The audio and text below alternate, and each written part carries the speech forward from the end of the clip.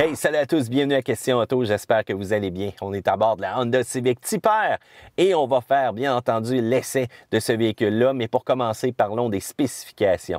Première chose qu'on doit savoir, la Vitamina, le moteur est assez impressionnant.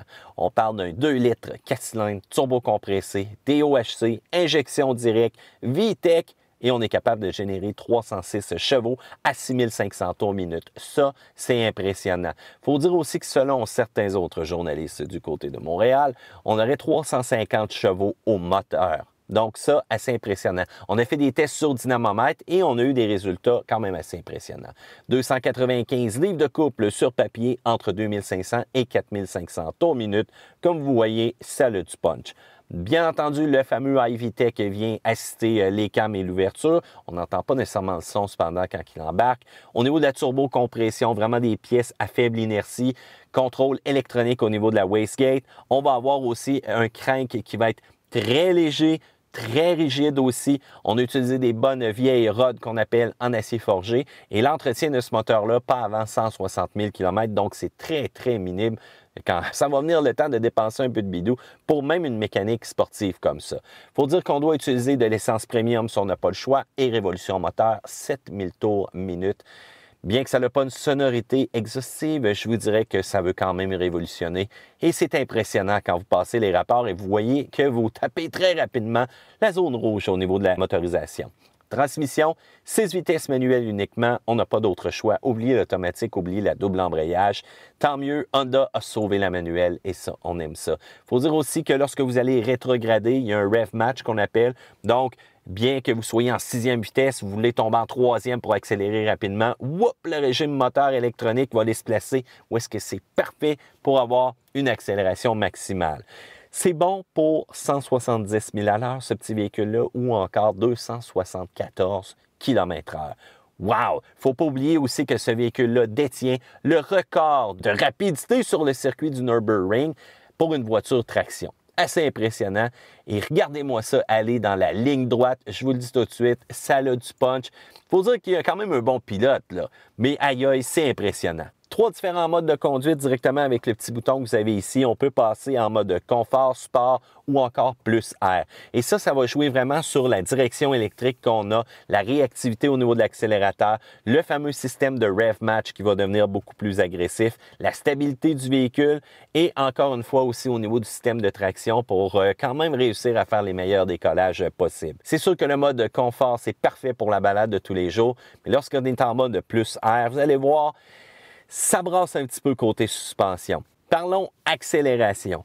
La Honda Civic Type R, eh bien, c'est un missile Scud.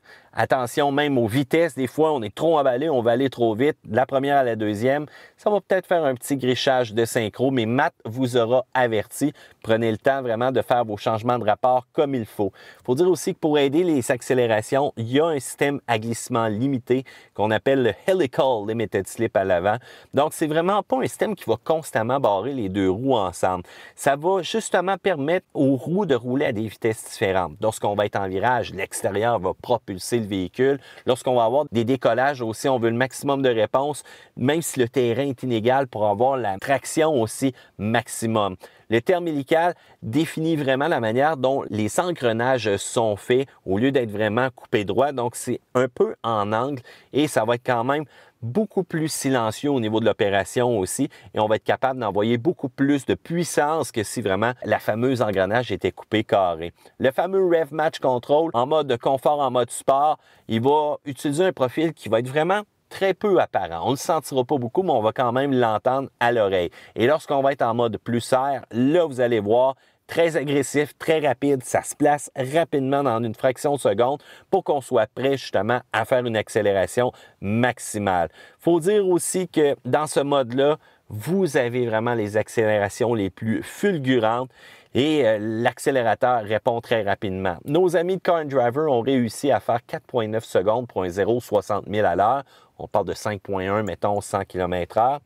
Et ce qui est impressionnant, c'est qu'en accélération, on ne se bat pas avec le volant. Ça s'en va toujours dans une direction très droite et on peut tout simplement révolutionner aussi le moteur avec le pied au plancher. Ça va monter à 3000 tours et on relâche le tout. Ça fait comme un peu un mode de lancement si on veut, mais moins agressif que les véhicules, disons, de la gamme SRT. Il faut dire cependant que vous n'épaterez pas personne avec vos révolutions moteurs à une lumière d'une piste d'accélération, bien entendu, parce que malheureusement, le régime moteur va être limité de ce côté-là. Mais je vous le dis, accélération, si jamais vous êtes sur la piste avec de la gomme, là, vous allez voir, ça va coller. Cependant, les décollages avec un véhicule traction, peut-être laisser votre compétiteur aller là, pour la première vitesse, mais après, vous allez le voir, vous allez le rattraper. Oh, qu'on surprend du monde avec ce véhicule-là. Du côté freinage, à l'avant, 13,78 pouces pour le disque. Brembo 4 pistons.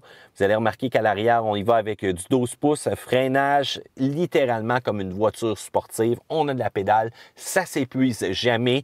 Et là, c'est très semblable à Porsche. Je vous le dis, je n'ai essayé des véhicules comme ça. Et je trouve vraiment le côté pédale très similaire. Et ça, c'est parfait parce que c'est ce qu'on s'attend d'un véhicule qui détient un record comme celle-ci. Du côté de la suspension, on a une suspension adaptative qui va bien entendu nous donner un comportement très civilisé lorsqu'on va être en mode confort. Et lorsqu'on va passer en mode de plus, eh bien là, ça va être vraiment optimisé pour les courbes.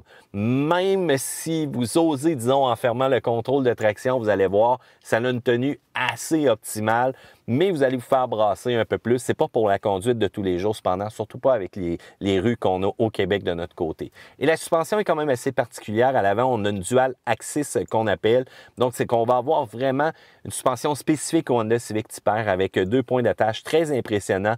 L'utilisation aussi de l'aluminium qui va avoir vraiment une géométrie optimisée pour le comportement sportif. On va donner un petit peu plus de camber initial négatif pour vraiment avoir une approche en virage et un mordant les plus agressifs possibles. À l'arrière, suspension multibras, un classique, garde au sol, attention, les entrées de stationnement, attention, vous pognez un trou, vous êtes en mode confort, attention. Pas nécessairement que le véhicule s'en va vraiment chercher le plus bas, mais c'est qu'au Québec, c'est tellement magané que je ne veux pas vous voir revenir avec un pare-choc en main tout simplement. Une configuration de suspension comme celle-ci, ça va être capable de nous donner environ 1,02 G de mordant latéral. Il faut dire qu'on a des barres stabilisatrices beaucoup plus impressionnantes aussi et environ 38 % de rigidité supplémentaire par rapport à ceux-là qui ont essayé la version antérieure, que ce soit en Europe ou ailleurs. Il faut dire que la direction aussi est quand même variable, bonne communication, assistée électroniquement. Et je dois vous dire que tout ça le fait, là, qu'on a un confort qui est quand même assez impressionnant dans le véhicule, surtout avec des bancs comme ça. Donc, la Honda Civic Type R, on est capable de l'utiliser dans la vie de tous les jours, mais on est capable aussi de l'utiliser de manière assez impressionnante sur la piste quand on arrive avec ça. Il faut dire que Honda peut se vanter qu'avec un véhicule de pré-production, ils ont été capables de faire le tour le plus rapide sur le circuit du Nürburgring. On parle de 7 minutes 43,80 secondes. Donc ça, c'est vraiment impressionnant, surtout pour un véhicule à traction comme ça. Parlons de la sécurité, eh bien, il n'y aura pas d'avertisseur d'angle mort, il n'y aura pas d'avertisseur de collision.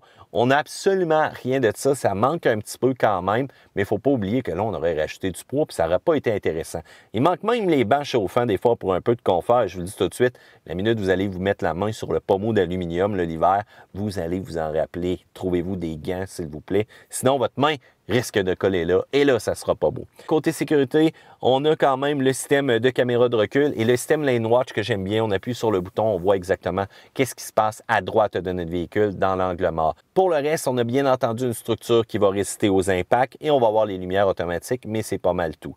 Pour la consommation, impressionné je suis encore une fois. Donc, sur l'autoroute, j'ai fait quand même pas mal de longues routes sans trop m'énerver.